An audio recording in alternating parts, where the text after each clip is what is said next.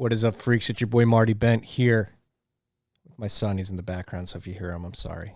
Just ripped RHR with our good friend Matthew Odell. Quality rip, coffee rip. Ripped it earlier this week. Matt and I both have something to do this afternoon, so we got it in at 11:30 a.m. East Coast time. This rip was brought to you by good friends at Unchained Capital, doing incredible things, building Bitcoin native products, taking advantage of the inherent utility that the Bitcoin network provides, particularly around multisig. They want their customers to utilize Bitcoin's security features to the best of their abilities, and using Unchained as a partner to do so. So you guys should know about their white glove concierge service. It takes you from zero to a multi-sig setup with their Vault product. And their Vault product, it allows you to hold 2 of 3 keys. You hold 2 keys. Unchained Capital holds 1 key. You can always move your UTXOs out of the vault by yourself with your 2 keys. But Unchained does have that key. And if you ever need them to help you move your UTXOs, they can sign one of those 2 keys needed in the 2 or 3 multi-sig setup. If all of this is gibberish to you and you want to learn more about it, this is why they have the white glove concierge service. They're going to get you comfortable with multi-sig, explain to you what it is, why you should be using it. They're going to get you comfortable with their Vault program, their multi-sig implementation specifically, their Vault product, explain how that works, walk you through it. They're going to do this with multiple video conference calls. On top of that, they're going to send you hardware wallets to create your keys and teach you how to create your private public key pairs, how to back that up, how to engage in the multi-sig quorum with those hardware wallets. So they're going to get you all set up, get a vault set up, and then at the end of the day, you're going to get $1,000 worth of Bitcoin put in your vault. And so this is their service. If you tell them TFTC sent you, you're going to get $50 off. So what is originally a $1,500 package will become a $1,450 package for you freaks. Tell them that TFTC sent you. Go to www.unchained-capital.com. Check out all their products, including their blog, which has some of the best content in the space. Everybody at Unchained is super smart, and the way they approach Bitcoin makes me proud to have them as a sponsor here at TFTC. We will link directly to the white glove concierge service in the show notes, so you can go right there if you're interested in the multi-sig vault setup. This rip is also brought to you by good friends at the motherfucking Cash App. Sats. Son, you gotta pump it up. Pump it up. You gotta pump it up. Guess what, freaks? Cash App's helping you stack sats, send sats, receive sats, and sell sats. Sat stackers set the floor that allows us to pump it up. You gotta pump it up. And you can do so by stacking sats on the Cash App. What are sats, you may be asking? If you're new to Bitcoin, well, sats is short for Satoshis. A Satoshi is the smallest unit of a Bitcoin. You don't have to buy a whole Bitcoin. 1 Bitcoin can be broken up into 100 million Satoshis or sats, and you can start stacking sats. Again, on the Cash App, you can DCA into sats. That's dollar cost average. You set it and forget it. You buy a set amount on a set cadence, whether it be daily, weekly, or bi-weekly, and you just have the sat stacking going on in the background. On top of that, they have their sats back boost every once in a while. It allows you to go use your boost card wherever Visa is accepted. You have your Bitcoin boost initiated, and you get sats back on that purchase. Cash App can even be your bank account. They're offering account numbers and routing numbers for you freaks. If you want to get your paychecks direct deposited into the app so you can stack sats more efficiently, that is now possible as well. So go check all of this out. Download the Cash App at your local app store today. When you do, make sure you use the code STACKINGSATS. That's STACKINGSATS. You're going to get $10, and $10 is going to go to Owls Lacrosse. That's Owls Lacrosse. Owls Lacrosse. Son, do you have anything to add here? You're going to come in? Get the chapstick out. Oh, you have a door stopper in your mouth. Dad's recording ads here. You should be paying attention to you. I'm sorry.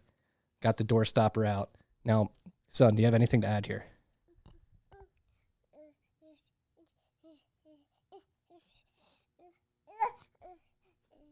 Yeah, very good advice. Very good advice. I agree. Oh, yeah. Anything else? That's okay. Yeah? All right. Enjoy, freaks. Okay.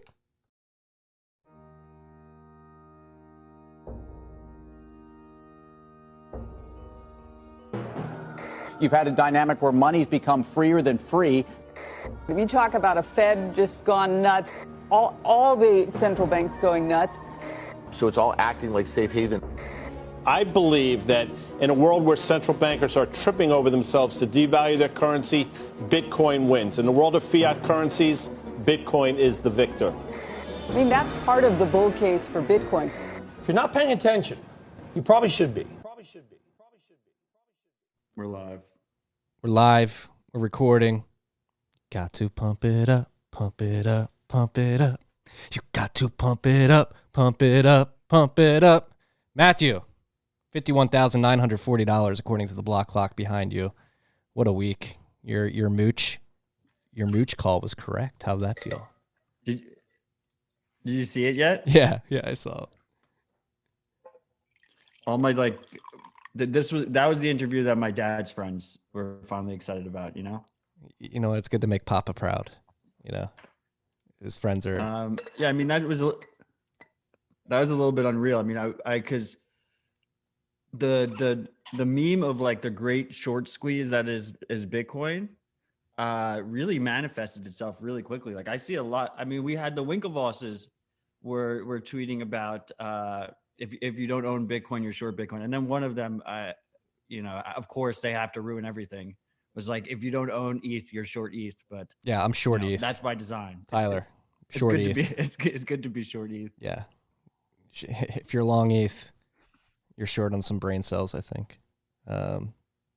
Pretty controversial to say these days, but I think in the long term that'll prove to be right. I've said it many times. I believe that Ethereum is the Theranos of this cryptocurrency world. But we're not here to talk about Ethereum. Whoa. We're here to talk about what? Is that how you pronounce? Isn't it Theranos? Theranos. I don't know. We all know I'm not good at enunciating or pronouncing words, so I'm sure I'll be corrected. Are you already in the comments? What are the freaks saying? Is it in all caps Thursday? I'm not in the live chat. I promised you I wasn't going to be in the live chat. All right, good. It's just because I didn't open it up yet. This is an early rip of RHR, which means it's a coffee rip. Coffee. Which means Matt needs to like get in his zone. AutoZone. This episode brought to you by AutoZone to help Matt get in the zone. Just kidding, but AutoZone. If you want to sponsor the pod, let us know. Big week. Broke through the 50K barrier. We'll go to Clark's dashboard, which was down earlier this week. This is why you run your own node, freaks. The energy crisis in Texas. I haven't talked to Clark. I'm just assuming that it knocked his electricity out, which knocked his node down, and it was behind significantly for quite a time. But I'm seeing the little green dot in the bottom right-hand corner. Looks like everything's a go now on Clark's dashboard. The current price, as you can see behind Matthew, I believe it's pulling from this dashboard, is $51,940. The cuck buck isn't going as far anymore. It's getting you less than 2,000 sats per dollar. Currently 1,925 sats per cuck buck. Market cap approaching 1 trillion, currently sitting at 967.6 billion cuck bucks. We were at block 671,144. I had the pleasure of glancing over at my node yesterday when we hit block 671,000. It was just like a nice 671000. It was just like a nice round, even number. It felt good to catch it then, particularly. That was exactly a day ago, 144 blocks ago. There are currently 18,632,062.58 Bitcoin that have been distributed to the market via the protocol. That's 88.72% of every Bitcoin that will ever exist. There's not that many left. We've got some mining to do, but after that, all the 21 million Bitcoin will be distributed to the market. I believe it's like 99.95% within the next 12 years. We have a difficulty retarget coming up in 184 blocks, estimated to be tomorrow at some point. And right now, blocks are coming in at 9 minutes and 54 seconds, so a little bit quicker than the 10-minute target that is set in the protocol. So when we have our adjustment in 184 blocks, it's estimated to be a 1.1% difficulty increase.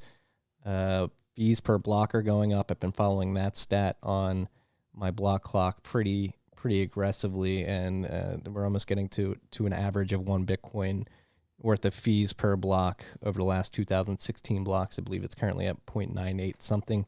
Let What else do we got here? Clark's Mempool, currently 77,653 transactions in that mempool.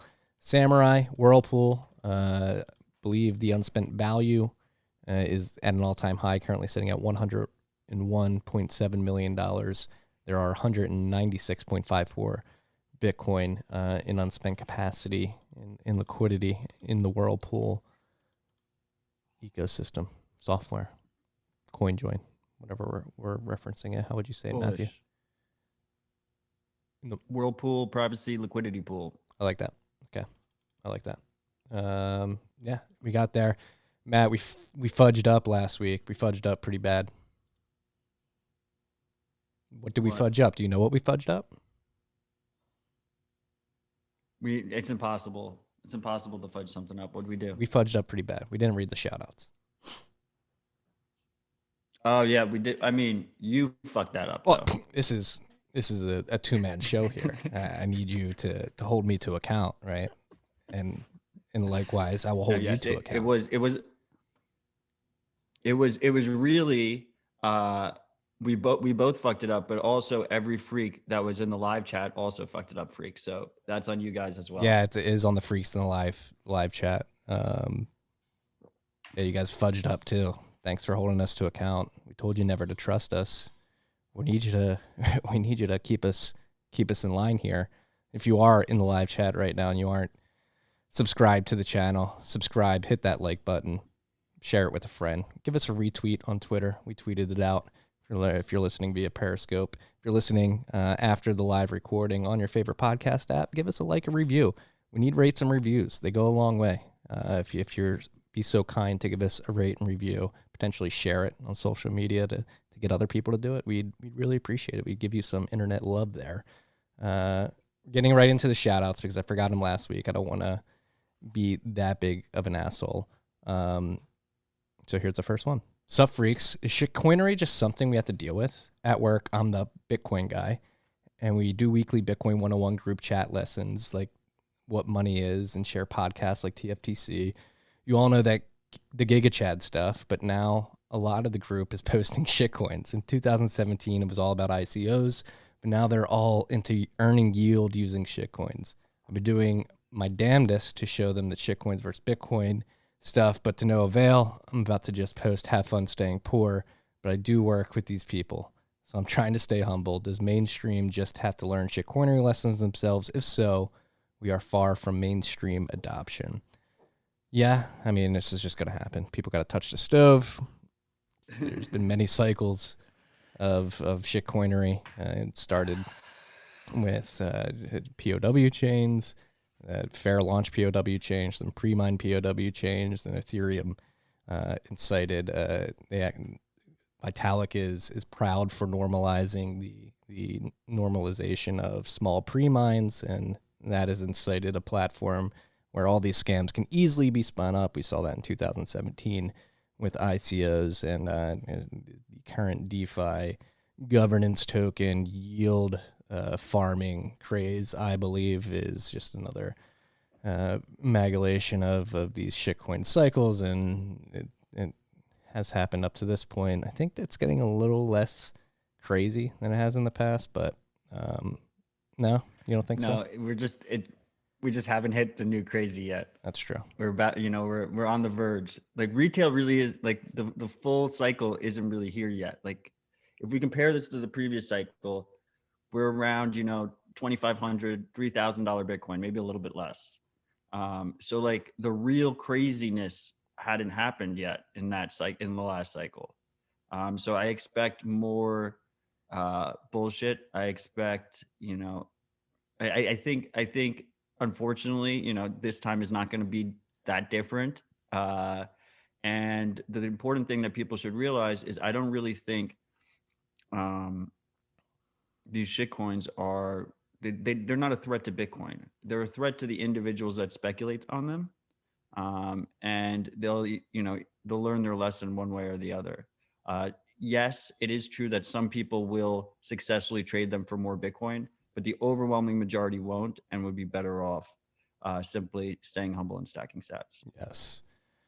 Sidhu has been throwing out the stat quite a lot recently, and I think it's good for people to hear if you haven't heard it yet, but there's been some research in FX markets specifically around FX traders and how often they are successful or profitable in their trades.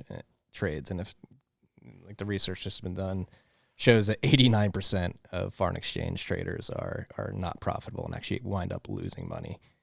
So I think, especially with how volatile these markets are, I think you could probably assume that the amount of people losing money in these markets is around the same, around 90%. That's why Matt coined the phrase more, "stay humble." Like Go ahead. For illiquid shitcoins, like whales have so much more control than you. Yeah. You know, so like if you're just if you're just like a little pleb just trying to fuck around with some illiquid shitcoin, they can just fucking play games with you all day long. Yeah, and they will. And that's the impetus for stay humble, stack sats, correct? It's don't get drawn into the siren calls of these shitcoins. They very attractive. It's like Ulysses. He had to tie himself to the mast. I got yelled at for saying stern at one point. He tied himself to the mast because the sirens were singing these beautiful songs. But if you actually go close to the sirens, they're going to eat you. This is what happens with shitcoins. They're going to eat your Bitcoin if you fall prey to their siren calls. That's what's cool about stacking sats, is that we turned it from a situation where the plebs, we were getting massacred, in these illiquid, semi-free markets that have, very little regulation, into a situation where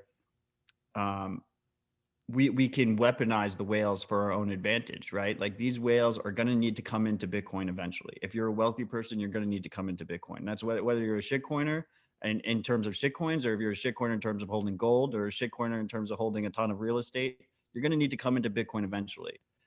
So as long as we just keep stacking, they're going to pump our bags. They just have no choice. It's just survival. Yes. So stay the course, freaks. And when it comes to, for this particular freak who purchased this shout out, when it comes to trying to persuade your coworkers, I would just let it be. Just say, hey, I don't think this is a good strategy. I'm going to stay humble, sack sats, do what you will. But don't forget that I told you. Like, don't try to aggressively persuade anybody. You'll find that strategy just doesn't come to work. A lot of the time, these people are going to do what they're going to do. Because if you care, just let them know that they can reach out to you if they ever come around, and just leave it at that.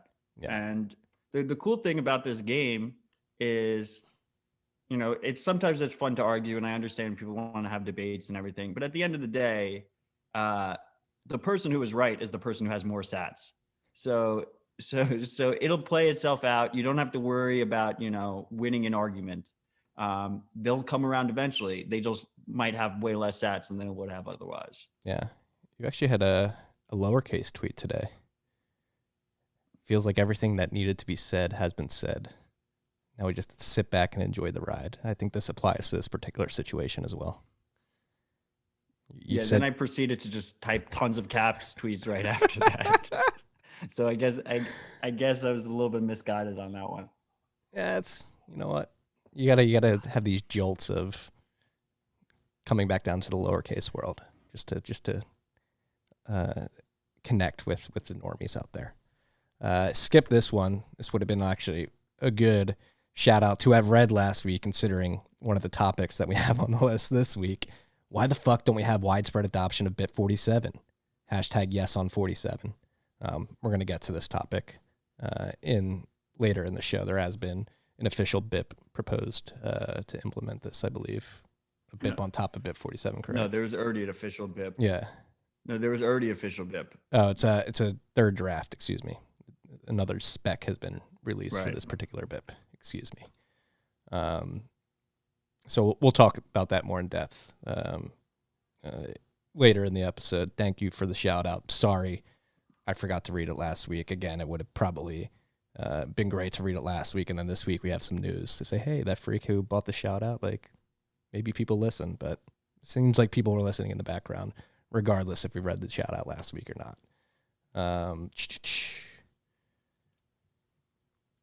Poop is tasty. I love to eat poop. That was a shout out. Somebody paid $50 for that. That was that was 102,807 sats. Thank you. Poop is tasty. I love to eat poop. Thanks for the sats. It's not me. It's not coming from me. I guess whoever wrote this shout out was an American Hodl. We shall see. This is an all caps shout out. Freaks together strong. Love you guys. Thank you for promoting peace and unity. Love, Patricia. Patricia, we send our love to you. Thank you for the shout out. Freaks together strong. Last but not least, I have to please note that this is an all caps shout out as well. If you are not listening live and joining the freaks in the live chat, you can have fun staying poor. Matt will never quit the chat. He loves us too much. Bitcoin is slaying the haters, and if you are short Bitcoin, you are fucked. Matt, please have cuckmentality.com redirect to Dave Collins' Twitter account because he's been a salty bitch lately. Join the hodlers, Dave. It's not too late. Hashtag SatSqueeze. I do not co-sign the fact that Dave's been a bit. You know what? He's an old gold bug. He's set in his ways. I think we're making progress. Matt, whether or not you want to direct cuckmentality.com to his Twitter is up to you. You own the domain. It is your domain. You can do whatever you want. I sold it to Elon, so it's going to be up to Elon. Okay, where Elon, the redirect goes. Know you're listening. I lost that domain in a tragic boating accident, so I can't be held responsible for wherever it redirects. These goddamn boats. But I saw you called him out on Twitter. You called out Colin on Twitter. I had to, I was pretty positive. It was a bit of a poor take.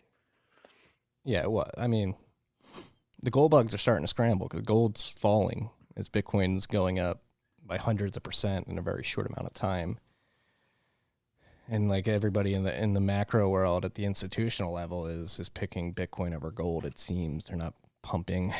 Tesla's not pumping 1.5 billion into gold. They pumped it into Bitcoin, and it seems that trend is going to continue at the corporate level. And then the institutional investor level, we had BlackRock come out this week, the largest asset manager on the planet, announced that they are dabbling in Bitcoin.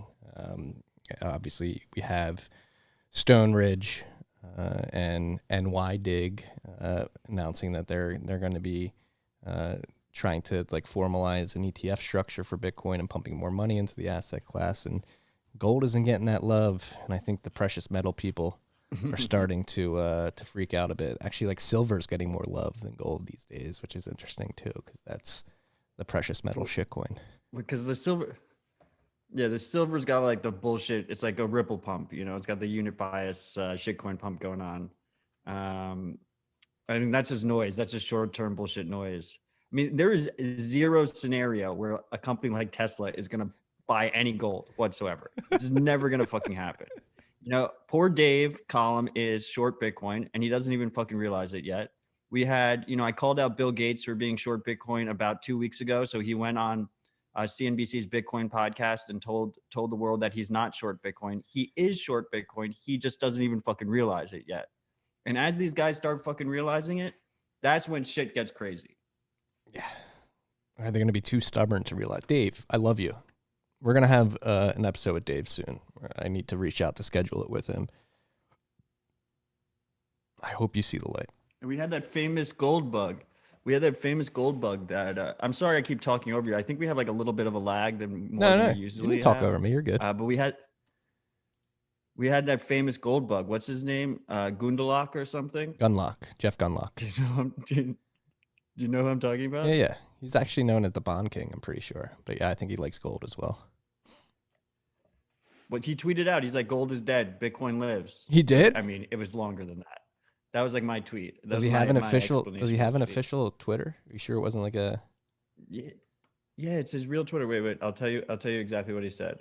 Wait. I'm looking it up right now because I commented sad squeeze underneath him. He's a GEO, right?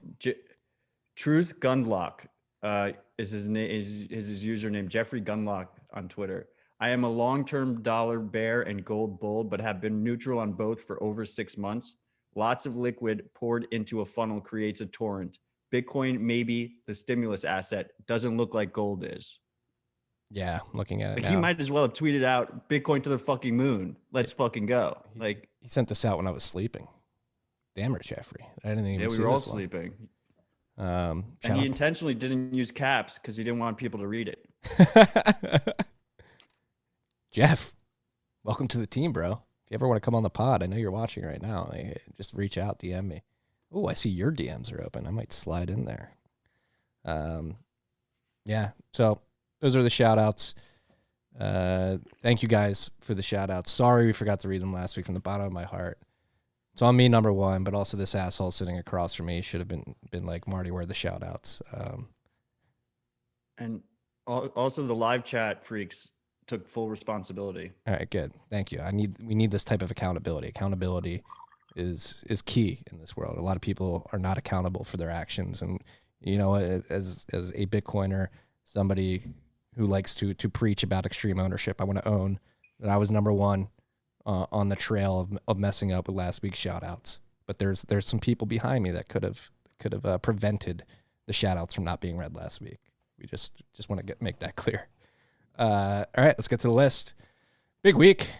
Like, I think we're going to get back to some, even though the price is at all-time highs, we broke the 50K barrier. There's a lot of stuff going on the software, on the technical side of Bitcoin, particularly around Taproot. They had the second Taproot IRC meeting about an activation path, and there's been a timeline released. I wrote about it briefly in the Bent yesterday, but it seems that if things go according to plan, and I'm actually been getting crazy notifications on my Gmail from the Bitcoin dev list. It looks like Matt Corallo and Michael Fulkerson and Z-Man are having a back and forth about activation paths. So maybe we'll link to that thread as well in the show notes so you guys can get more context around that. Matt is worried about a chain split again. It's all around the Bitbait true versus Bitbait false. I'm too stupid to explain it, so I'll allow the internet to the Bitcoin community outside of TFTC. Go hit up Ben the Carman. He does a great job of describing what's going on. Basically, it's user activated soft fork versus miner signaling activation. I don't think we need to get to a user activated soft fork level. I think miners are ready to signal. We should at least give them the chance, but who am I? Decide for yourself. But if all goes according to the plan with the timeline set forth from this IRC meeting, full node software will be released between March 17th and the 31st. And then the block height that they want to start signaling is block 693,504, which right now, with the pace at which blocks are coming in and where hash rate is estimated to be around July 23rd. That's when the ability for signaling will begin. And if 90% of blocks within a 2016 block period, so that's 1,815 block signal, then they want to activate Taproot. If miners signal 90% of blocks that are mined in that period signal that they're ready for Taproot activation, it will activate. And if it goes perfectly to plan, the entire Bitcoin economy will have upgraded by August 1st, 2022. Because I messed that last part up. It should activate before then. Yeah, it should activate before then, but they're just saying their last line item is and then all the stragglers will finally update to Taproot eventually. Yeah, that's what I messed up. So the argument, and so we linked to, we linked to the timeline they posted. This was a result of the IRC discussion that happened. It also includes the people that were there, their votes on whether or not to do true or false on that line item. And so just to simplify that, what that argument is basically what that debate is do you give the miners we could either set it so we run the software, and if the miners don't activate it, then it automatically goes to a user activated soft fork, or we could do it in a way that you give the miners an option first, and then if the miners drag their feet and fail to activate, then we could then proceed separately if we wanted to force our hand. Yes. But and the argument against the first is if you start kind of doing that, just going straight to user activated soft fork, it kind of gets a little bit close to this idea that devs choose what's in the code or not. And you want checks and balances. So ideally, if you go to miners choose, the devs already put it into the code, right? And then the miners are seconding it. But if you remove that option and the miners don't really have an option to approve it, you're kind of just strong harming them.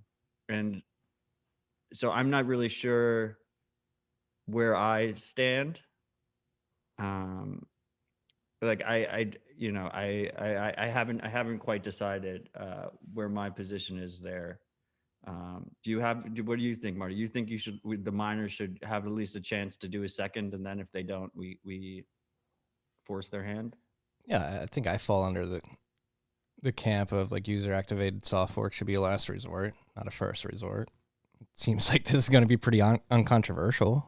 I mean, it seems like loose social consensus in the mining world. There's nothing they've done actually at the protocol level to signal yet, but outside of the protocol, it seems that a bunch of the major mining pools are signaling that they would upgrade to Taproot if given the chance. I believe the latest estimate was around 90%, which is necessary for it actually to be activated in the activation method that's been set forward. Yeah, it is weird. There's just so many scars from the SegWit battle that it's creating, I don't want to say unnecessary drama, because it is important to think about all of this adversarially and have strong debate around the topic. I want Taproot to be activated. I don't think it's going to be, I don't think a user activated soft fork is necessary, but we'll see. So just to show the freaks, if you're not clicking this link, of these 50 people that presumably are paying the most attention to Taproot and its activation methods and participated in this IRC chat to begin with, of that vote, it was very close. It was 26 people said you should give the miners an option first, and then force their hand afterwards if they don't actually proceed with it. And 19 said we should just go ahead and just force their hand. So there's only a delta of 7 people there. Just to show that there's no concrete real consensus on that. And I would just add that there is a kind of a situation, because let's be honest, Bitcoin is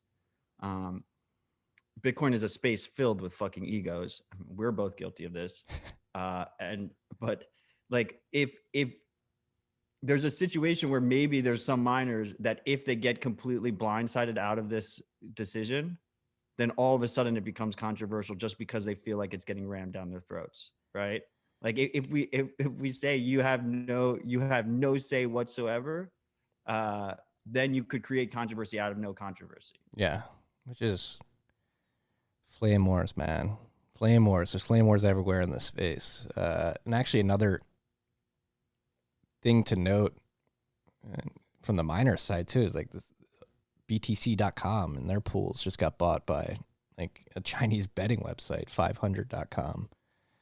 So they now arguably control those mining pools. And do they even know what's going on? Like, do the people at BTC.com still have control over their pools? I haven't read too deep into the situation, but that's something that happened within the last week. That, I don't know if that's just going to be like a black swan wrench that's thrown into the situation. You have the corporate structure of one of the largest mining pools changing pretty abruptly.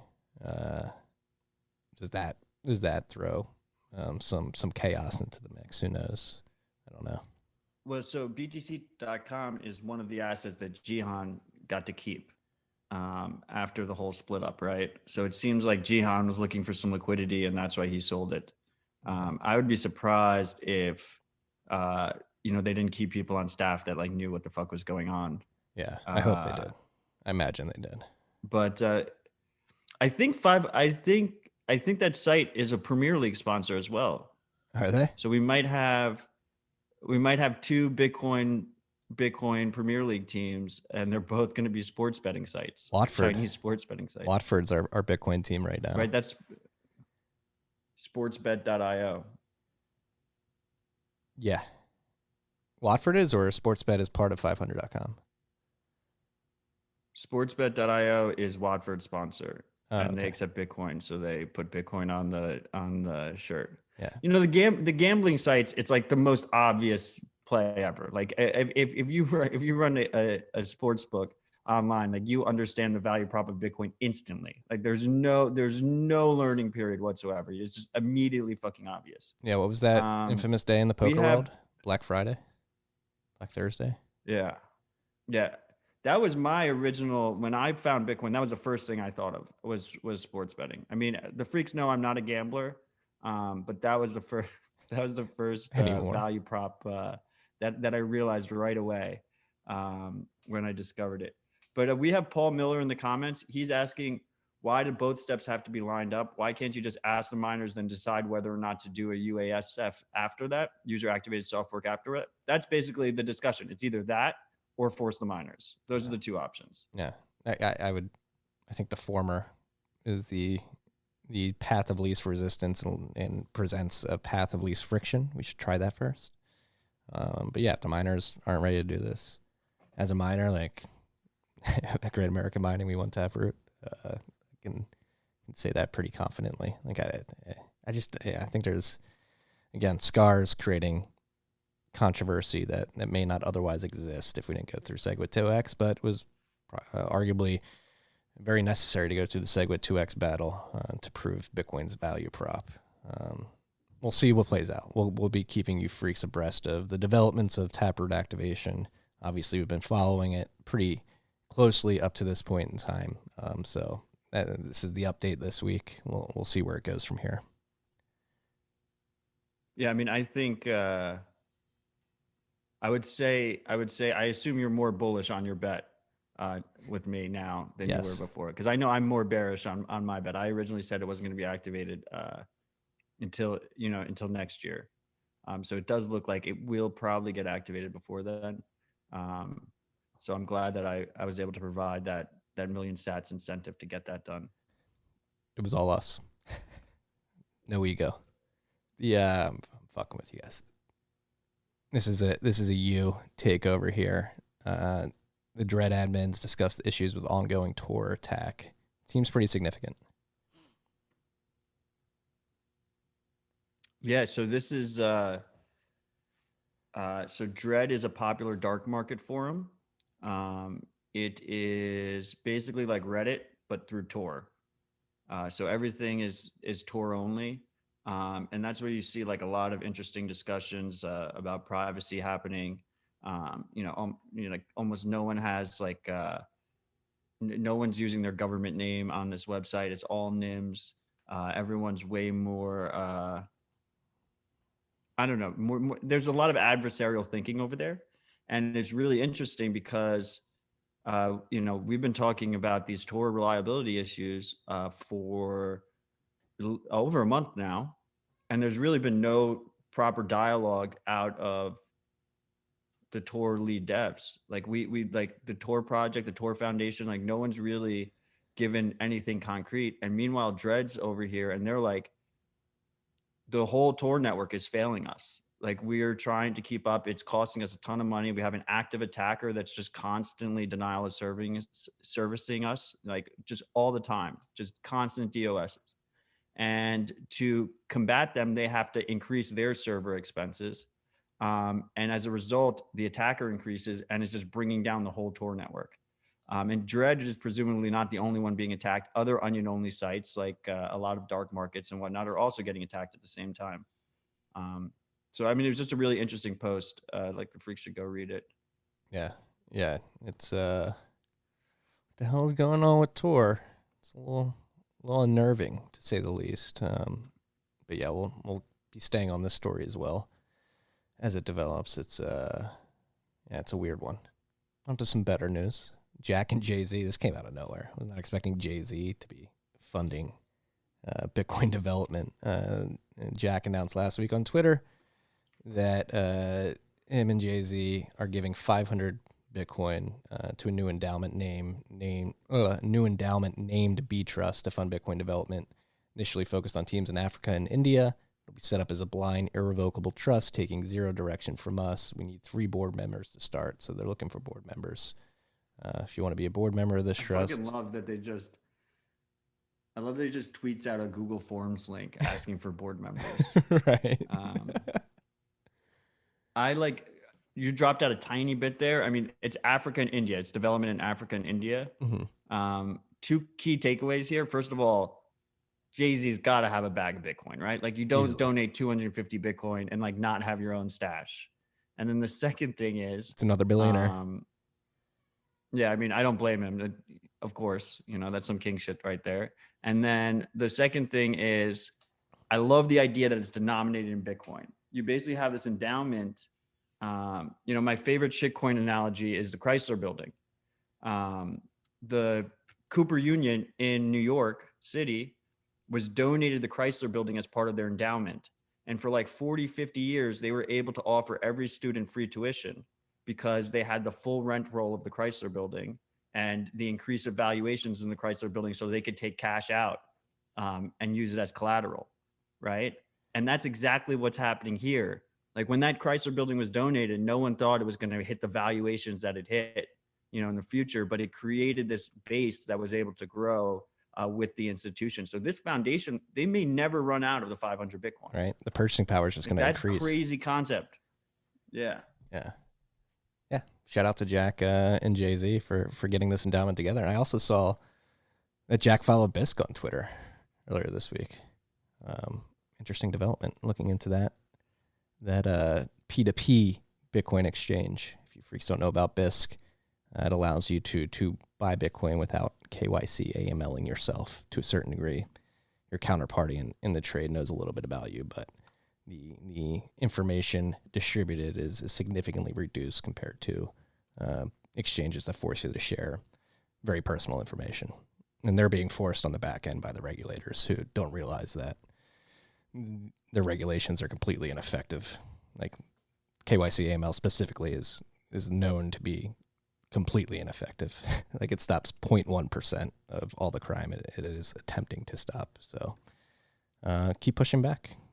There are products on the market that allow you to push back, Bisq being one of them. And Matt likes to track the price of Bitcoin on Bisq because it hits new all-time highs much faster than the KYC exchanges. Well, for Citadel Dispatch, we put the Evil Empire on the screen, Coinbase Pro, and then Bisq underneath. So you have both at the same time. Yeah. If you freaks haven't been checking out the Dispatch, make sure you're getting on that too. Wiz and who else was on this week? Wiz and Simon. They both work on Mempool together, mempool.space. There's a really good conversation. And we got like at least 4 or 5 digs on Catan about his 1 sapperbyte throughout the whole conversation. You always gotta be digging. So freaks be wary. Mempool's filling up the lower threshold of sats per byte needed to be included in the block is rising.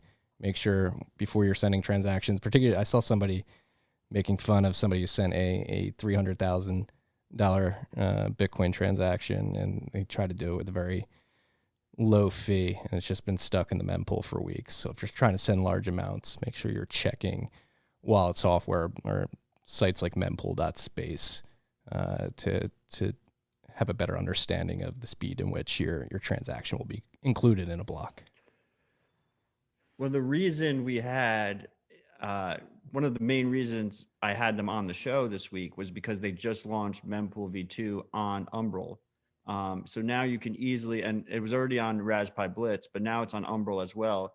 And you can easily, with Umbrel, it's like super easy to just run your own node, very clean interface. And it has this new app store that they added. And in just one click, you can just install a local copy of Mempool. And then, that's the most private way to use the tool, right? Because then you're not doxing all of your transaction information, your IP address and whatnot with mempool.space's central servers. And in addition to Mempool, they also, might as well just do the Umbrel update now. They also added Samurai Server, which includes both Whirlpool and Dojo. So super easy, just one click.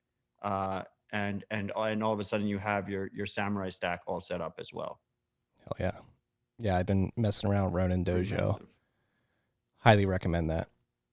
If you're looking to run Whirlpool and your own dojo, the guys working on that are doing some incredible work. Canadian BTF. I almost said BTF. The Canadian Bitcoin ETF got the green light last week, and so that has hit the market on the Ontario Securities regulator, and so there's officially an ETF on the market now. And actually, Chris Gimmer from BitBo DM'd me right before we went live, sharing some information about the premiums for products like GBTC and other funds, closed-end funds, excuse me. So the premiums have dropped significantly. GBTC's premiums currently sitting at, the Canadian closed funds premiums have dropped, and they're now at discounts. So QBTC is trading at negative 5.8% to the spot price of Bitcoin.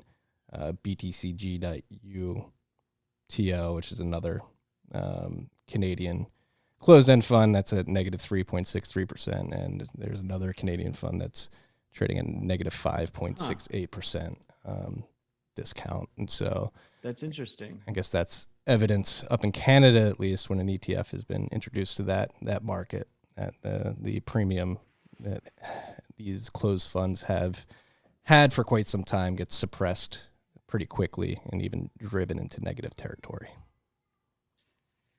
Who could have guessed it, Marty? Not us. We haven't been warning about this at all. No idea. I had no idea that was coming. Yeah. But anyway, this is the first ETF in North America. So I mean, it is something. That is something big. As I just joked, like this negative premium, negative discount is something that we expected. Once you have like a proper ETF coming in, so we should see that also happen in the US if they ever get their act together. ETFs are a custodial product, not your keys, not your coins. They might be useful for some investors. They will help number go up. I'm glad we're not proof of stake, so we don't have to worry about them gobbling up the supply. But really, the freaks should be focusing on trying to accumulate as much Bitcoin in their own custody that they own the keys for. BTC is the ETF. You don't need the ETF. You get the real thing. It's very easy. You can go to Cash App, you can go to BISC, you can go to all these apps. Just get the real ETF and send it to your personal custody. You don't need this derivative exposure. BlackRock, again, we mentioned it in the beginning a bit. They announced that they're dabbling in Bitcoin. It said cryptocurrency a lot. What are you knowing for? It wasn't an announcement. This was the same thing. Yeah, they were on CNBC. They were on the CNBC Bitcoin podcast. That's what this whole network is turning into, is a Bitcoin. No, but Marty, that's the important. So BlackRock manages trillions of dollars, right? Yes. They don't want to talk about buying Bitcoin until they have a position, right? And he was like, he begrudgingly had to answer that question on air live because he was asked that question. But if he, that's why they're just dabbling. This wasn't a formal announcement. This is him, getting put on the spot when really he doesn't want to talk about the fact that they're short Bitcoin and just realizing it. Are the people at BlackRock that smart? Like, the dude kept saying storehouse of value. I've never heard that term before. I'm like, why are you saying storehouse? It was triggering me. It was like, is it just me or did that annoy anybody else? Triggered by that. Were you? I was also triggered by that. Yeah, the storehouse of value. It's like, dude, you're working at BlackRock. Let's get your economic terms down pat here. Never heard storehouse of value. Well, what I was thinking, what I thought of was, remember when Backed launched, they kept saying like your Bitcoin will be held in full custody at the Backed warehouse. Yeah. So I was thinking maybe in his head he was like mixing the two together, like store value and warehouse and storehouse, but I don't know. Yeah, it was very triggering. I was like, bro, come on. Yeah. So BlackRock, forced to mention about it. Like, it is funny. CNBC, they ride the hype cycle as well. But we have come a long way from Brian Kelly spinning up his own shitcoin and Nautilus coin and telling people to buy Ripple at the top. They seem to have stayed away from the altcoin space, at least up to this point in this particular run, and focused on Bitcoin. Joe Kernan and Aaron Ross Sorkin were we're actually like in a conversation talking about crypto, and they said, "Oh wait, no, Bitcoin, not crypto," which was interesting to see. That's what I started the dispatch with. Yeah, that clip. yeah. You know what's an interesting thing about it is like, so Joe Kernan is one of us. Like he has a bag of Bitcoin. And Everything like, divided by 21 million. He dropped it. It's so good. And like historically, we've always said, you know, when you own Bitcoin, you have an incentive to talk about it, improve it, shill it, right? So I expect financial journalists, these anchors and stuff that have Bitcoin, they want to talk about it a lot. And that's what we saw with Brian Kelly last cycle, right? He had all the shit coins, so he was trying to dump them on retail, so he wanted to talk about them a lot. What's really cool to see is Salty No Corner Sorkin, his co-anchor, who has to bring it up all the time. And because his like editors or whatever, his producers are telling him he has to bring it up. And he is so deflated. He is so deflated just watching Bitcoin go up. He looks destroyed inside, and yet he still needs to ask the question. He is visibly physically triggered. Like when he has to like bring it up, he's like squirming and like his voice changes a little bit. Aaron Sorkin. Talking about voice changes, how about your boy? Which one? Portnoy. How's the Portnoy's video? Dave, you gotta pump it up, pump it up, pump it up. You gotta pump it up, pump it up, pump it up. Dave, I know you probably don't like me, but I don't want to, like, I would not want to see the success that you've achieved in life be diminished because you miss out because you're short Bitcoin. Just get in, bro. I know you probably don't like me, but this is advice coming from the heart, not trying to troll. I told you to get in, bitch. We're going to the moon back in October. If you would have listened then, you'd be okay right now. Okay? That's all I'm going to say, Matt. I don't know if you would have stepped in here. Dollar cost average in August. Yeah. I told him dollar cost average back in 2017. Yeah, the Winklevoss twins fucked him over. And that's what they always do. You know, this is the problem with this space, right? Is like they know Bitcoin is designed to pump forever. They know Bitcoin is the future of money. They know Bitcoin's the best money we've ever had. They own a shit ton of fucking Bitcoin, but their exchange is based off of shitcoin trading. They make a ton of money off of it. So God forbid they ever talk about the real thing, and they always need to pump their fucking bags. And it happens every fucking time. The crazy thing about this Portnoy thing was he literally said, I'm never going to buy Bitcoin, which is usually the last step right before you end up capitulating and buying. Wait, capitulated this morning. Did you see that?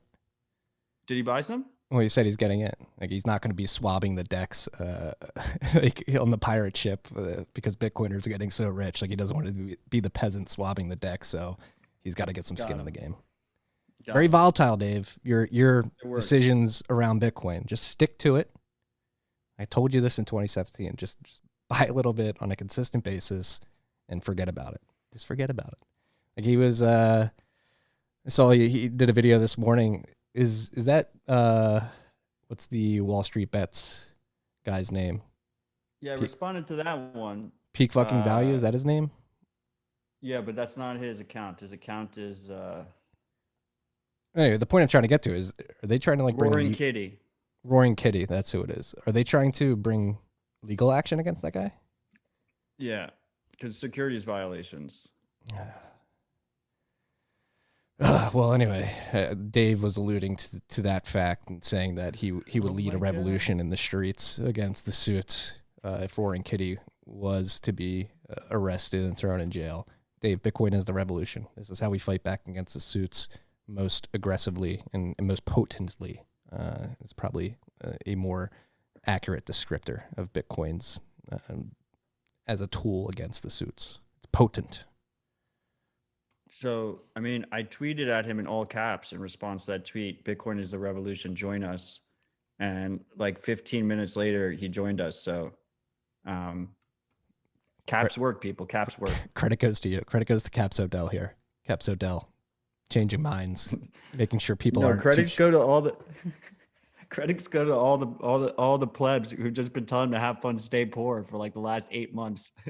I mean, we got to give a shout out to. I want to make sure I get his name right, but like that pump it up montage from yesterday just got me all hyped up. I actually was listening to it. My son, Pump It Up is now my son's favorite song. We were dancing to it yesterday. Like he just heard me playing it in the background and he just like naturally started dancing.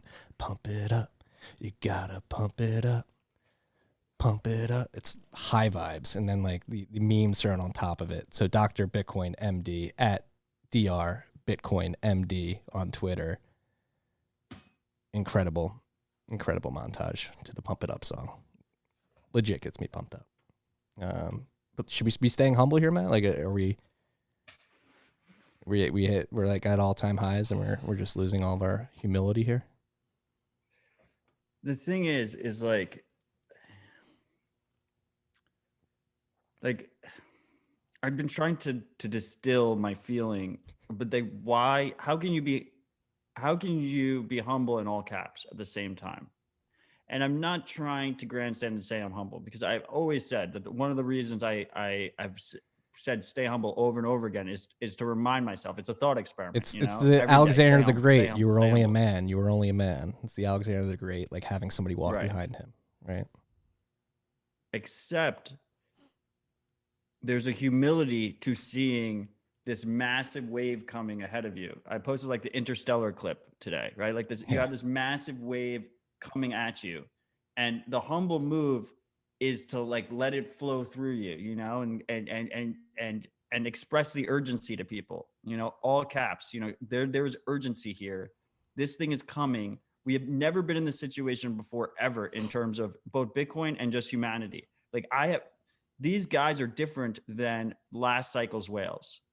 These guys are billionaires, large corporations, and they have to telegraph every move they do way ahead of time. They have to get front run by design. So there's all this messaging out there, also in combination of the fact that we see Bitcoin often repeat, you know, relatively similar to previous cycles. So you have the combination of the two, and you're sitting in this position right now. And I just Trying to help people get on the lifeboat. I can't exactly. And I feel like the humble move is to concisely say that to people and say it loud now instead of afterwards, you know, like to just and look, lowercase Odell's been here for fucking years now. Like I feel like I've reached everyone that the lower cases were going to reach. So now you got to say clearly for the people in the back. I think that's admirable. I don't think there's anything wrong with that. I don't think it shows a lack of humility. It shows a lack of compassion, if anything. Or excuse me, a sense of compassion, not a lack of it. And arguably, you have more compassion than most people because you're trying to get people onto the lifeboat. So I commend you for your efforts, Matthew. And I commend you for starting a movement, an all caps movement. You're pulling me in too. I didn't want to like rip off your shtick, but like it's hard not to when things are going on like this. It's not a shtick. Yeah. It's a lifestyle. It's a lifestyle. I was gonna say that. I was like, nah, it's not really a lifestyle. It's a feeling. It's mostly a feeling that I feel inside all the time right now. Okay. Like, I mean, I'm not gonna blow up our spot, but like I had a conversation with you yesterday. Like you're feeling the feeling too. Yeah. Tons of people in the space. Anyone who's been paying attention feels this feeling right now. And that's why other people have started going caps, because we all feel it. I mean, there are people that have worked in this industry for 5 years or whatever that still don't fucking get it. And we're going to front run all those people. But there's a large portion of us, a lot of the freaks especially, that are sitting here and they're like, oh my God, like, you know exactly like, I've never had more FOMO than I have right now. Yeah. No, I mean, like we talked on the phone yesterday, and I was saying like your comment towards the end of last year, like set like a SATS goal for a yearly salary and try and hit it, and like doing my daily, weekly purchases and seeing how little Bitcoin you're getting for it compared to this time last year. It's like, holy crap, like you need to turn it up. Gotta pump it up. Yeah, no, it comes quick. We're in the bear markets. It's like, I can't wait for it to pump. And then the pump starts. And it's like, holy shit, I need more. You never have enough sats. You never have enough sats. When you go to sleep at night. March feels like a fucking decade ago. Right? It's not even a year ago yet. There were people that sold in fucking March. There were people that got liquidated in March. There were people that rage quit in March. And we're sitting over 10x from them. Almost 20x. We're like close to 20x. When do we... You know what the crazy thing is? We're closer to 100K than we are to 0. I saw Joe Rogers tweet that out yesterday or the day before, and I was like, whoa, that's pretty crazy. Big facts. Big facts. Big facts. I'm bringing this back to the technology. Come for number, go up. Stay for the technology that gives you freedom. We got software updates. Blue Wallet has just been crushing it, dude. Crushing it. They've got version 6.0.5 has been released. Actually, it released a week ago, so I believe it was released during the last time we were recording our HR. So it's been out for almost a week. If you guys are using Blue Wallet, make sure you go upgrade. They're adding like dope multi-sig full node compatibility on the desktop app. They've got fee estimation, I think, was added to this particular version. So go check it out. I've been using Blue Wallet more and more, and it's just an incredible product. Shout out to the Blue Wallet team for putting out dope software, Bitcoin wallet software specifically. Another wallet I like to use, not on Android though, on iOS, is Zap. Zap Android version 0.4.0 beta has been released. If you're running Zap on Android, go check that out. Join Inbox version 0.2.0 has been released. Our boy OpenArms has been working on this.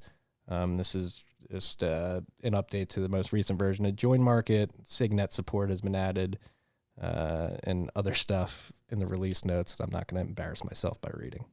Well, the big one here is that he has a proper SD card release. So there's just an image that you can flash onto an SD card, stick it into Raspberry, and good to go. All right, sweet. That's important. Already talked about Umbrel earlier.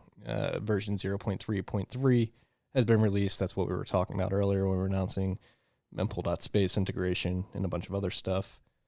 Wasabi Wallet version 1.1.12.4 has been released. They updated their Tor client and they're trying to get more stability on the software. And they added Bitcoin knots. We're upgraded to Bitcoin knots version 0.21.0. All right, this is pretty big news. We mentioned it during the shout-outs, particularly the one that asked about Bit47. Why isn't it being widely adopted?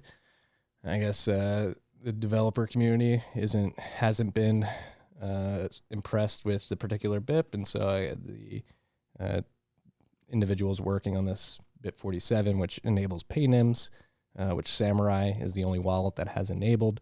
They cleaned up the spec, it seems, have another version out there. So maybe this will be up to snuff for people in the community to actually get it implemented and more widely spread out in the wallet softwares that exist out there. I've been using paynims, and I think they're awesome. I don't understand what the beef is with them from the developer community. Yeah, so I mean, the original complaint about paynims was that they wasted chain data. That it was the notification transaction used OP return, and it was not efficient enough on chain. So this V3 removes that requirement, so it's more efficient on chain. I really don't think that's not the reason. I don't understand why Way more drama. Way more drama. Yeah, I think it's just, if devs didn't get excited about it, and other devs besides Samurai didn't get excited about it, and so there was never really any traction on it, and it's just weird. It's one of those things that I've been trying to push for behind the scenes a lot in other wallets, because the only real negative of paynims that I can see is that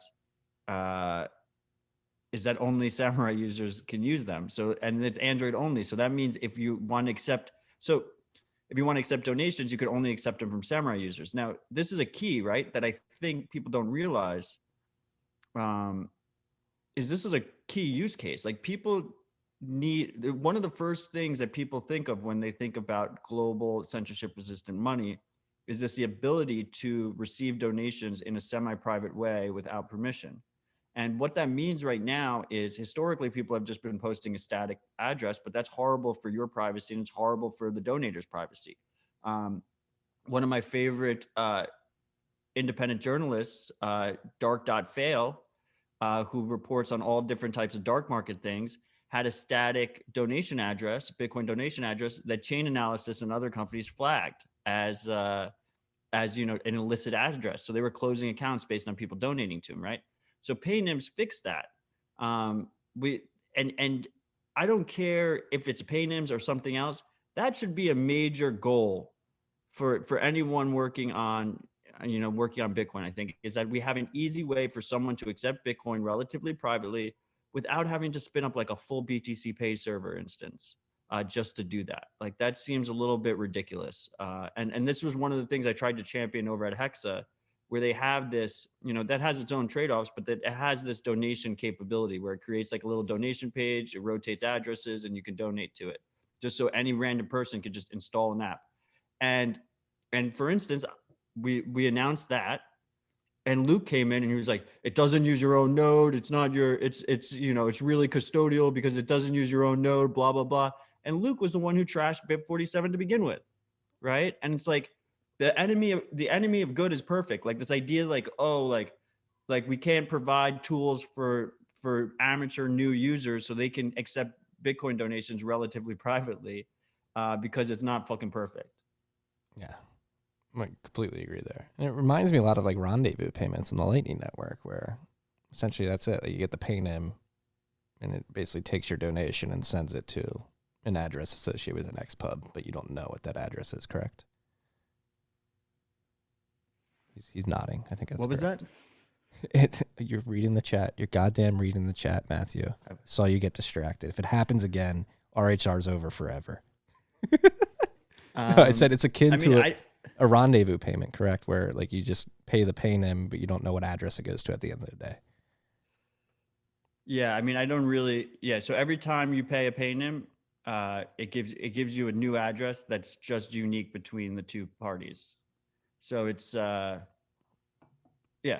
every time you pay, it's a new address, but you can just keep that one contact name or whatever. That one, it's really a payment code. There's like long string of numbers, and then you can use that to pay people. Yes. A lot of people think the replacement for that will be something like KeySend. Because at the end of the day, and I don't think it will be, because I don't like the idea that you just have a fixed public key. But at the end of the day, like, I don't care how it gets done. People need to be able to just post something that's static in text, just a little text string, and people should be able to donate to them relatively privately. That should be the goal. That should be the ultimate goal. And we don't have that yet. To be clear, we do not have that yet. Outside of Samurai. Right. The closest we have is Paynims. Yeah.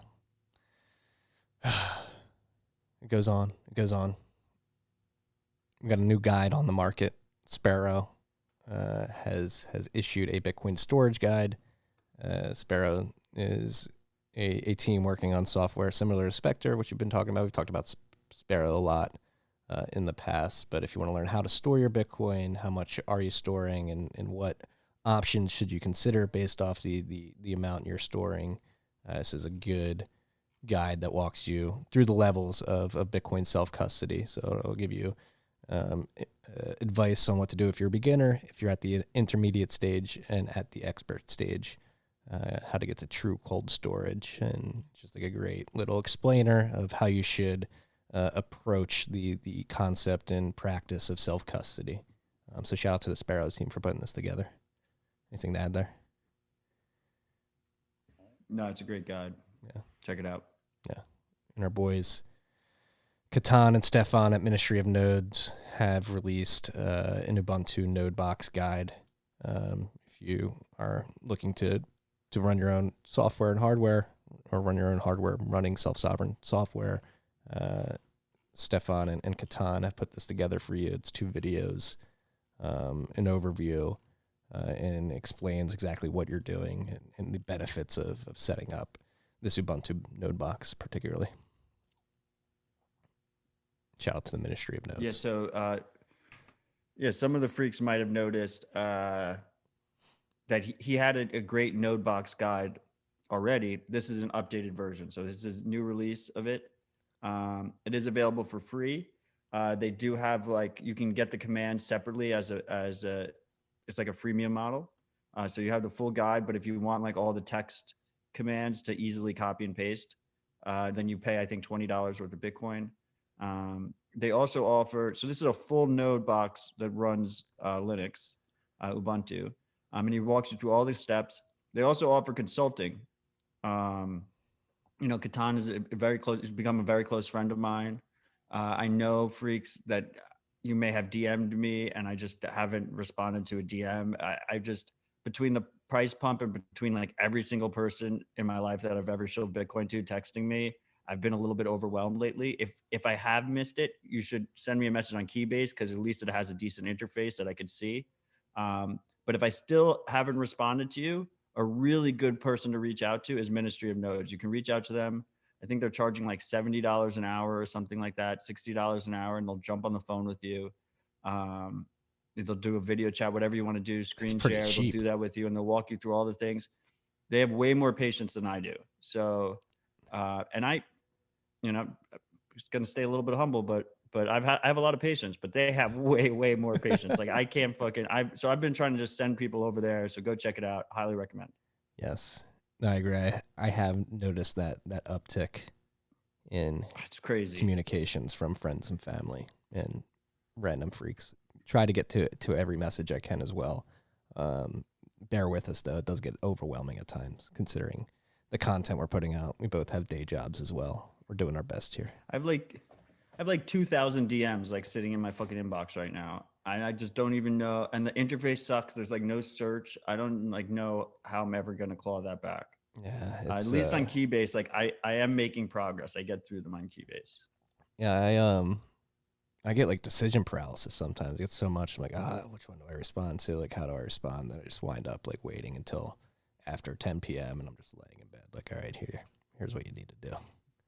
My favorite is I have some freaks now that they send me like paragraphs worth of questions. It's just all caps. Boss, you started a revolution with the caps there, brother.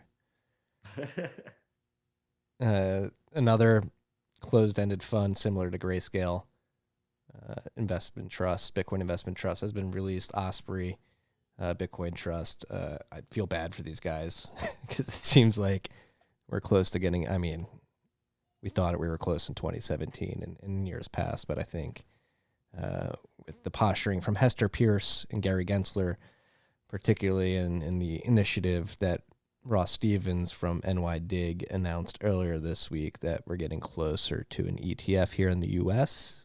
Maybe I'll eat these words at some point in the near future as another ETF gets rejected. But I think the lifespan of these closed-end funds is coming to an end over the next few years. And shout out to GPTC for taking advantage of their first market, their first mover advantage. And dude, they made a lot of money from Fuck you, Barry. Yeah, it's true. Barry, repent. I don't co-sign the shout out. I mean, who knows if an ETF, I think if anything, fucking Sailor is pushing their hand. Like if he just keeps buying Bitcoin, dude, how do you not have that on the list?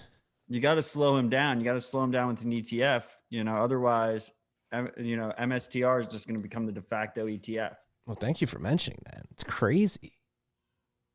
And oversubscribed. So MicroStrategy announced earlier this week that they were issuing another note that allows individuals to participate in this debt offering to turn that debt into equity, MSTR equity at some point in the future. So he announced earlier this week offering $600 million of a debt note to the markets. That got oversubscribed. I believe it ran up to like $926 million at 0% interest. This dude's speculative attacking the dollar at 0% interest. Like all Bitcoin has to do is literally go up $3 after he purchases it, and like he can pay back this debt. It's insane. So, first of all, so it started at 600, then it went to like 9 something. There's still more room. The speculation, and I tend to agree with it, is when he finally announces it, it's going to be over 1 billion. That's the whole point. It's like an over $1 billion purchase. And everyone's going to be so surprised when his tweet goes out, like, we've accumulated this much Bitcoin at, $52,000 or whatever, and the price is going to pump. Now, the second point is, it was really funny with 50K. People wanted to be the first to call it on Twitter. So like people were calling it way early the day before. And the only thing that got above 50K was the futures markets. None of the spot markets got over it. And to the point where so many people were calling it, I actually just like, I did like a Periscope stream of Crypto Watch just to show people that nothing had gone over 50K except for, but anyway, the next morning we still hadn't gone over 50K in spot, right? And I just want to say, like, I appreciate you, Michael, especially speculative attacking the dollar while saying we're not attacking the dollar and you're only attacking gold. But you couldn't let us just have 50K for ourselves. Like, he woke up in the morning, he was like, they didn't go over 50K. Now I'm going to fucking take it. And he announced the 600 million deal. And then we went over 50K. That's what brought us over 50K was his announcement. Dude, he took it from us. How many of these is he going to do? Like, how much money is he just going to raise from public market? It's insane. He's infinite. The limit does not exist, right? The only thing that could stop him is regulations, new regulations. They could like go after him. That's like the only thing that stops this train. I don't know if that's like, right? Yeah, I don't know if that's socially or politically palatable at this point. I mean, man of the people. Not if more companies start buying. Right. Yeah, he's legitimately speculative attacking. The 0% interest, like the note before was 75 bips, and I thought that was extremely low. Literally 0%. It's like, what? How are you able to do this? It's insane. When people look back, the fatal misstep that U.S. regulators fucked up in terms of trying to keep their hegemony alive for a little bit longer was agreeing that Bitcoin was not a security. And I don't think Bitcoin's a security. I think securities regulation can go fuck itself. It should not exist.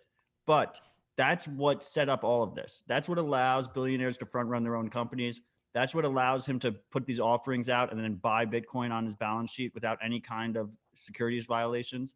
Like that the fact that they opened that door, and let's be honest, nothing they do is logical. There's plenty of things they do that are illogical. They could have easily, been dicks about it and called it a security under securities regulations, even if they didn't, even if they knew it wasn't a security, right? And they didn't, and it opened up these floodgates. And looking back in the future, that's going to be like one of the main mistakes they made. Well,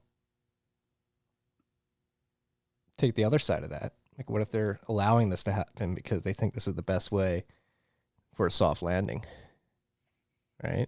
Like, just let individuals and corporations within the country get exposure to Bitcoin.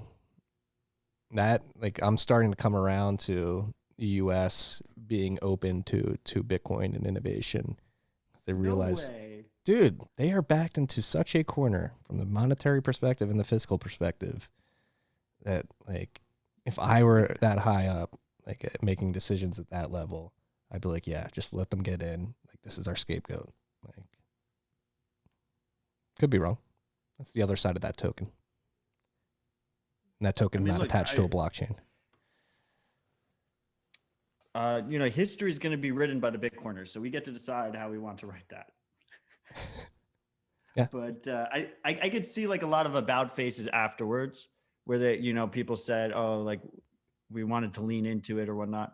But I think that's, you're giving them too much credit. Like there's people that have been in this space for fucking years and they still don't understand the implications. Like they don't understand, what's valuable and what's not. CoinDesk released an article today about the concern that KYC might be required for stablecoins. Like, are you fucking kidding me? Like, what year is it? Where the fuck are we? Like, why is a censorship resistant, global financial network valuable in the first place? People still don't realize that. And they've been in the space for fucking ever. So these guys, these powers that be in the traditional finance world that have basically laughed at Bitcoin, almost all the way up until the last couple of months, to be quite honest, like the idea that they're thinking that they're fallible, that the solution could be this open source software with, no regulations, kind of seems a little bit of a reach to me. Could be a reach. Could certainly be a reach. Could also not be a reach, though. I guess. Yeah. Let's support that. I'm down. Save America. Save our country. Bitcoin will save this country. Yeah, Bitcoin is an extension of the ideals this country was founded on. And people get triggered when I say Bitcoin. There's nothing more American than Bitcoin. I'm not saying like America like made Bitcoin and Americans run Bitcoin. I'm saying Bitcoin is very much aligned with the ideals this country was founded on. And in the digital age, I think it would be beautiful if the United States ushered in a Bitcoin standard, justifying it by the fact that it is representative of the ideals that this country was founded on, mainly freedom of speech, freedom of money, freedom of sound money. This country was founded on that ideal as well, and freedom of association. Separate money and state. Strong property rights. Yes, very strong property rights. Speaking of which, to turn the coin there, the U.S., which road do you want to go down? You want to go down that route of freedom, or do you want to follow in the tracks of a country like Myanmar, which shut off the internet on vast amounts of their country? The internet connectivity dropped from around 100% to 14% within the matter of hours earlier this week on Valentine's Day, specifically. And so this is an interesting conversation to have, especially in the context of Bitcoin. It's one of the biggest FUD lines that comes up is like, what if the government just shuts off the internet? This is why we focus on alternative transaction relay networks like mesh networks, satellites, ham radio.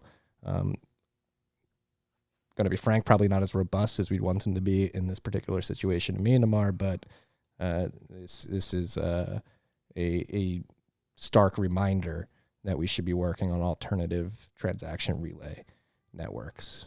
What do you want to add to this, Matthew? I mean, so there's a couple of things that are interesting here. So the military that is in charge over in Burma, I'm told we're supposed to call it Burma as a meme warfare because the military is who changed it to Myanmar. Okay. So I guess we're supposed to call it Burma. But anyway, that's peak triggering if the military is listening. This idea that they can shut off the internet is exactly why I put it in there, right? Because I think this is like a main tool that governments are using now. And really, they're doing it primarily, I would say, for social media purposes. Because we're seeing it happen in Burma every day when the curfew hits, internet gets cut. So the curfew hits, anyone outside for the curfew is probably getting fucked up on the streets. Like they're getting wrecked by the police and the military police. And they don't want people filming it and posting it on social media. The thing that people need to keep in mind is, yes, that is a weakness of Bitcoin to a degree.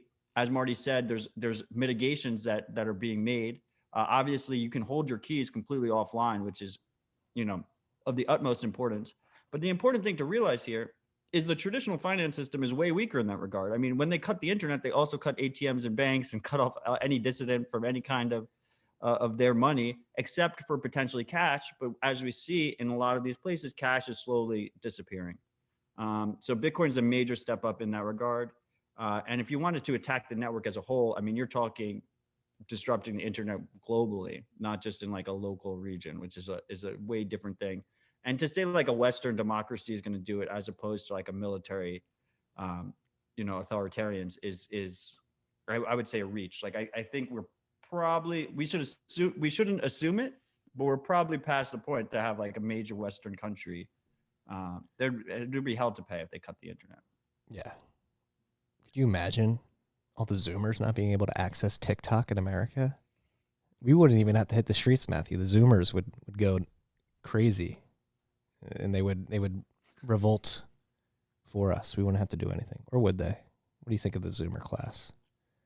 The Zoomer demographic, not class. I love our Zoomers. I love our Zoomers too. I mean, talking about no internet, so we also have,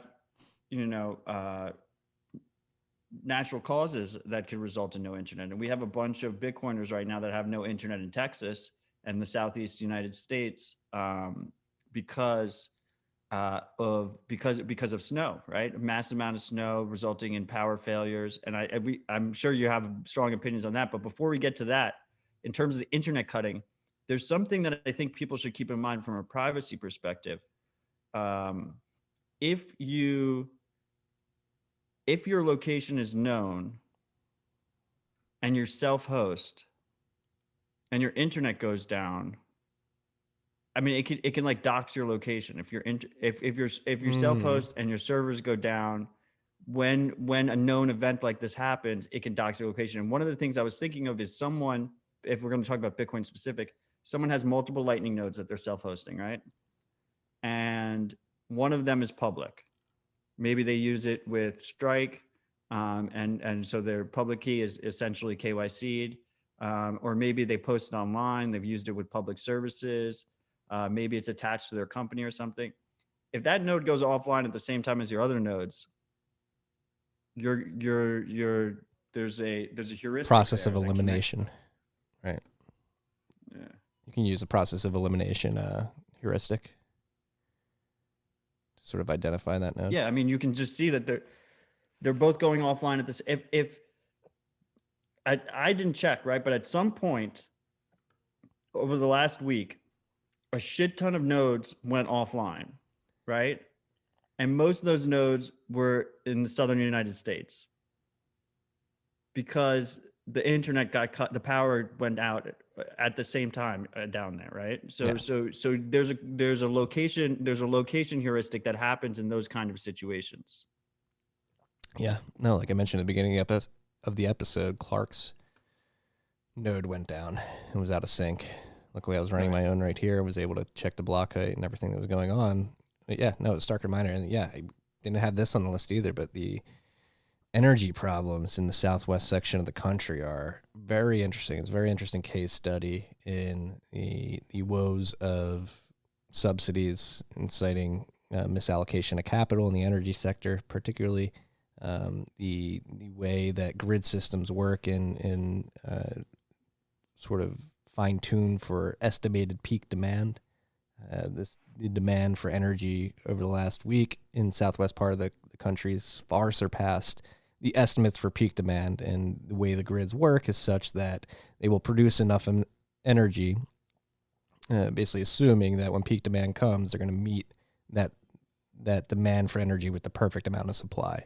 I mean, so if you have events like we have had in the last week where it gets significantly colder than expected and stays that way for significantly longer than expected, you literally have a dry up in the supply of energy that could be served to these markets. So that's why you've seen rolling blackouts in the energy capital of the United States and arguably North America, in Texas.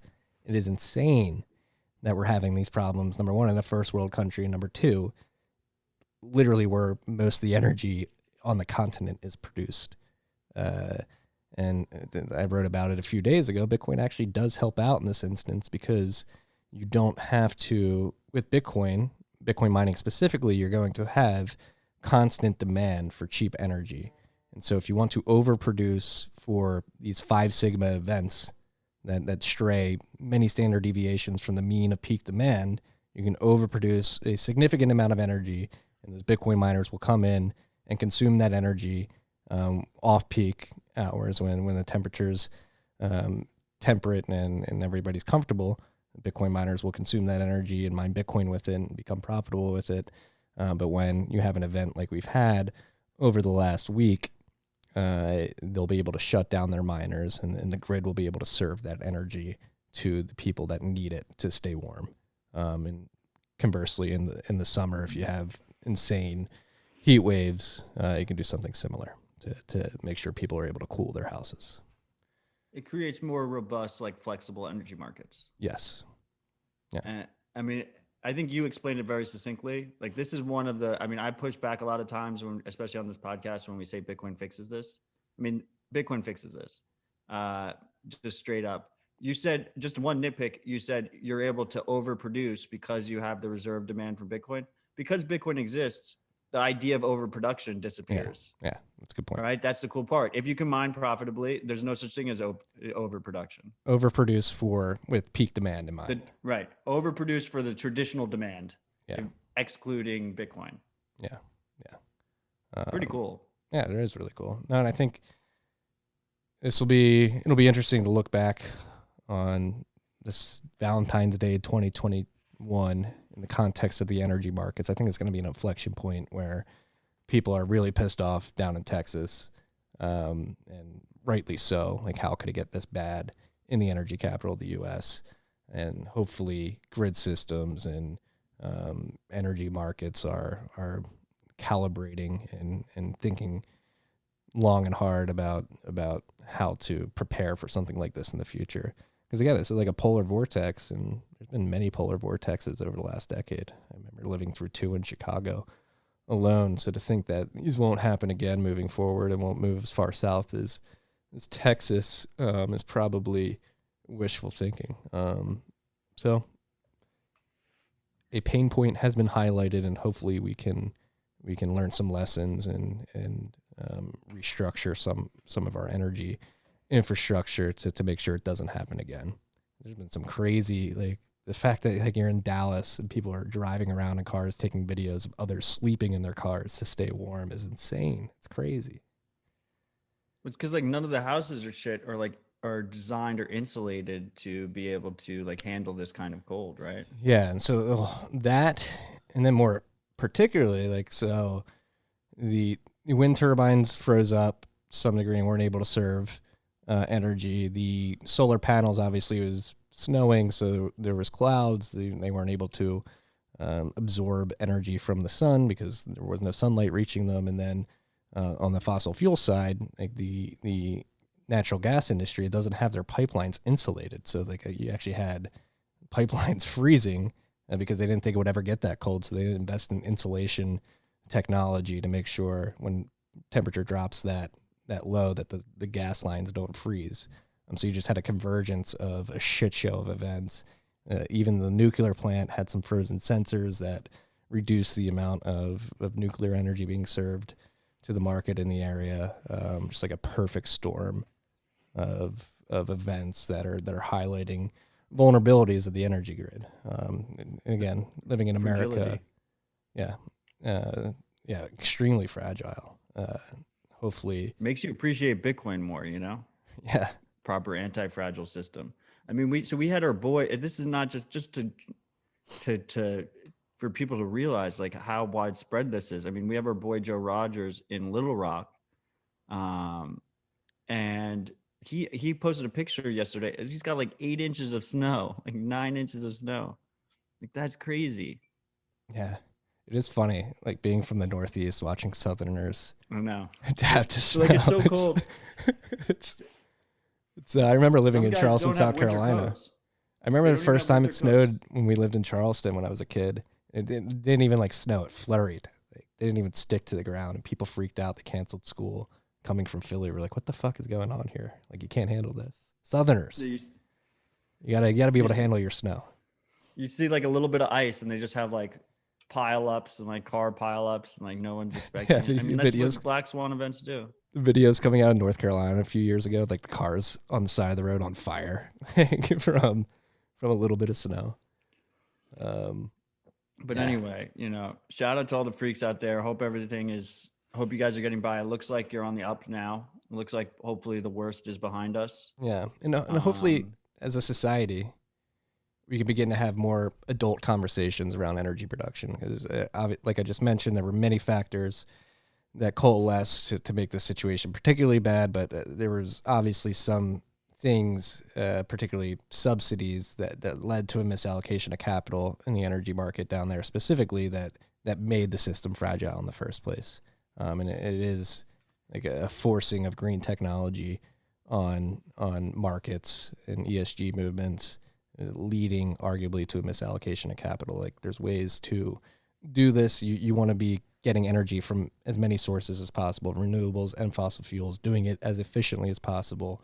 I think it's time for an adult conversation around this, because you never want to have people sleeping in their cars in the energy capital of the United States. It's embarrassing, frankly. So that's all I'll say about Just that. failure state things. Yeah, right? Like it's like Venezuela. Hey, hopefully we learn. Dude, we mentioned it last week. Your interview with the Mooch. Been out there since Tuesday. How's the feedback been? It was, I mean, it's a good interview when you rewatch it and then you get FOMO. Like, that's what happened. I mean, it was mostly just him. He loves talking, and he just kept talking, and he was saying like all of all the points I wanted to make. He kept making them before I could make the points. One thing is, I did tell the freaks that he called 50K by Tuesday. On rewatch, he didn't. In my head, I was gonna put him on the spot for 50K by Tuesday, and I just called it in my own head and just never actually mentioned that. So I do apologize for that. And we have the YouTube link in the show notes if you want to go check it out. It's a good one to send to parents and stuff. Bull Fuel. I watched it. You did an incredible job. Your background plays well. Plays very well. Well, this background's going to be gone next week, so we'll find out where you're going. The last topic that I threw on the list towards the end was the fact that Bitcoin is now the 6th largest base money in the world, excluding gold and silver. If you include gold and silver, it's number 7, which is still pretty incredible. And the last time the Crypto Voices guy did this monetary base update in November, it was in the 12th spot, I believe, or 10th spot, ex gold and silver 12th with them included. So in less than 120 days, Bitcoin jumped from the 10th spot on the global base money. It went from the 10th largest global base money to the 6th largest, and it's creeping up on the UK and should surpass the UK when it gets to around $1.2 trillion. We're $300 billion away from that. At that point, it'll be the 5th largest base money, and then from there, you have the big boys in the Eurozone, Japan, the US, and China. And those are in the multi-trillion dollars. But you know what they say, Matthew, the first trillion's the hardest. Once you knock that down, the trillions after that are much easier to attain. I don't think it's going to take 12 years to reach 2 trillion and then 3 trillion. I think we'll see the trillions add up at a much quicker pace than it took to get to $1 trillion market cap. We're not there yet. Very close, like we mentioned in the beginning of the episode, but I believe around $56,000 is when it will be there, according to latest estimates. 53 something. Really? Yeah, actually, that would. Well, I mean, technically, the number goes down. Yeah, every more Bitcoin to produce. As blocks get produced, right? Yeah. I mean, yeah, that's what my mom always told me. The first trillion's the hardest. So yeah, it's definitely a very, very famous phrase. Yeah, people think a trillion's cool. You know what's cool? A quadrillion. That's really cool. Quadrillion. Yeah, I mean, it is like people are too focused on like the 50,000 and above price range. This actually shocked me when I saw it earlier this week. I missed it. They dropped it on Friday of last week, and was looking for topics for the bent over the weekend and stumbled across the Crypto Voices. It's number 6. It's the 6th largest base money. That's pretty massive in a very short amount of time. Well, let's be honest. Like, it's competing with really shitty money, and of the shitty money, there's like 1 or 2 decent monies of the top of the shit. Well, I would say it's approaching. There's like a major drop off, right? Yeah, there is. It's approaching the top of the shit. The UK, the pound, right, is a pretty pound pretty is the historical start of currency. it. Yeah. So once it overtakes the pound, it's game on. But if perfect, like, so like what are we at right now? We're at like 52,000. We're right under 52 right now. Mm-hmm. Like, just to put this into reference, freaks, like it was at 47K last week. In your head, would you go ham on 47K if you could right now? Like, I know I would go ham on 47K. That seems cheap as fuck, right? That was 5K ago.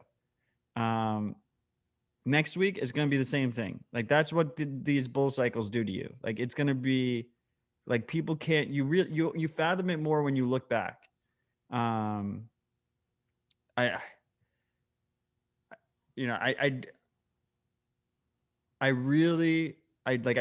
think the floor is set.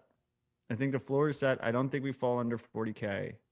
I might end up eating my words, but I don't think Bitcoin ever goes under 40K again in like any kind of real way. I'll go down on this ship with you. I don't think so. That's where I'm currently either. feeling. Yeah, I don't think so either. And so like right now it's easier to say that, right? But I said that on Dispatch 2 weeks ago, and it seemed like a stupid fucking statement to say.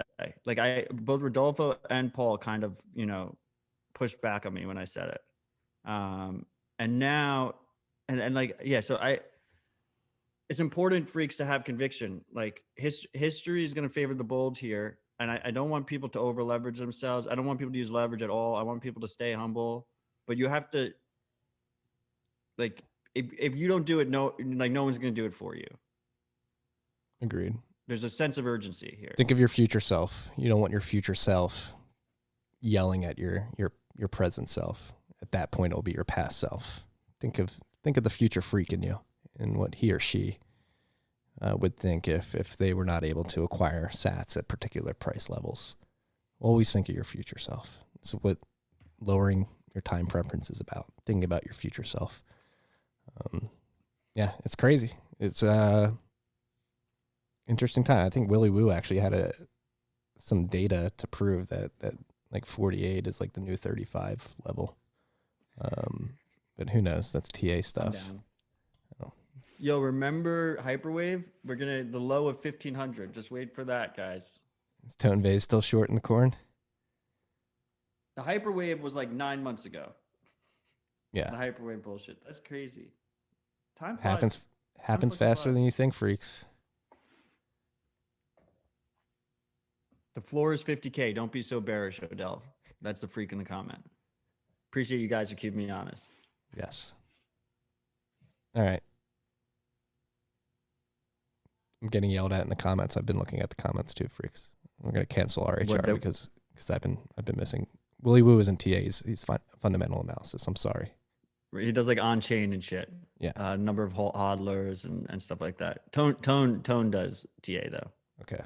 Yeah, he's got like the 9 signal hammer or whatever it's called. 1, 2, 3, 4, 5, 6. Get wrecked. Matthew, we both have stuff to do this afternoon. It was a good morning rip. Even though it was a coffee rip, I thoroughly enjoyed it. Very dense. Yeah.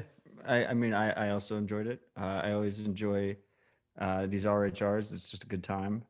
I love all you freaks. And I look this week's. I think we're easily over 60K this time next week. I don't even know why does Matt now all of a sudden doing price predictions is because this point of the cycle is the easiest time to do price predictions. So I'm going to stop doing it once it becomes less obvious. You know, once we're like properly in orbit, like I'm just gonna. There's going to be it's only stay humble stack sats. But until then, up and to the right every single fucking time you hear my voice. My camera's on mirror here. We're going that way, freaks. Yeah. Thank you guys for joining. Again, hit that subscribe button, hit that like button, share it with a friend. Join us for the ride. It's going to be a ride. It already is a ride this year.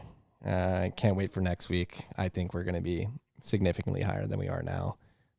If you're just looking at the amount of coins being pulled off the exchange via Glassnode, like it's either people funding margin to trade or big boys making purchases and moving it to custody. So we shall see. Just a disclosure again, they're moving a lot of those funds are getting moved into fucking third-party custody. Very large custodians that may as well be an exchange. Like I'm really, it's really frustrating to me that no one's providing. Like I still think it's super misleading that the Glassnode thing, and especially it's not including Coinbase custody, which is the most exchange-like custody. Yeah. It came out. There was a leak we didn't know. Some people speculated that Tesla bought via GBTC. It seems like someone at Coinbase had loose lips. They went through Coinbase just like Michael Saylor did with all the little buys. And then afterwards, that Bitcoin got sent to either Coinbase custody or to one of their major competitors. And their major competitors do the back ends for some exchanges. So like this idea that 1.5 billion got pulled from an exchange is like, it definitely got pulled into a stronger hand, but it's still in a centralized honeypot. Yeah. And that's what I wrote in the Ben today. Like worst case scenario, it's going to these third party custodians, but that still distributes risk, right? Would you prefer that to them all keeping it on the exchange they bought it on, or? No, I mean, I guess it's still better than nothing. But what I really want to see is and I think this is also happening. It's just hard to break the signal from the noise.